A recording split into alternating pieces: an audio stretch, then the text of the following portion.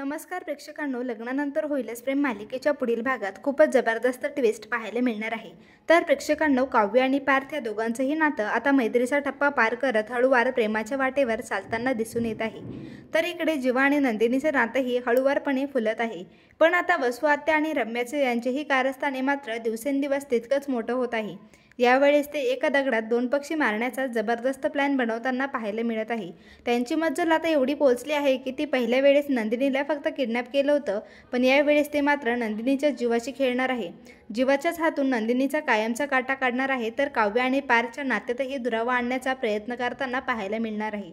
आता घरी जोगतीन आलेली असते, घरी दुसरे कोणीही नसते, काव्याच असते।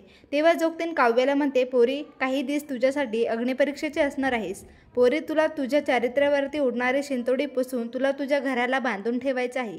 तुझ्या जवळच्या माणसांची काळजी घ्यावी लागणार आहे, त्यांच्या जीवाला धोका असू शकतो आणि या संशयाची दुरी तुलाच दूर कराव्या लागणार आहे। पोरी, तुझ्या भूतकाळ आता तुझ्या वर्तमानात गोंधळ घालणार आहे आणि त्या गोंधळ तुलाच निस्तरावा लागणार आहे। तेव्हा काव्याला काहीच समजत नसतं की या जोगतीन नेमके काय बोलत आहे। त्या दिवशी ते गुरुजी असंच काहीतरी बोलले, नक्की माझ्यासोबत आणि या घरासोबत नक्की होणार तरी काय आहे आणि मला कोणत्या अग्निपरीक्षा द्यावी लागणार आहे, असं सगळं आता काव्याच्या मनात चालू असतं। त्या दिवशी गुरुजीही असंच काहीतरी बोलले होते आणि ते बोलल्याप्रमाणे माझा भूतकाळ मानिनी काकूंना तर समजला आहे, पण अजून पुढे नक्की काय होणार आहे मला तर काहीच समजत नाहीये। काव्या त्या जोगतिणीला म्हणते, प्लीज तुम्ही मला समजेल असं सोप्या भाषेत सांगाल का?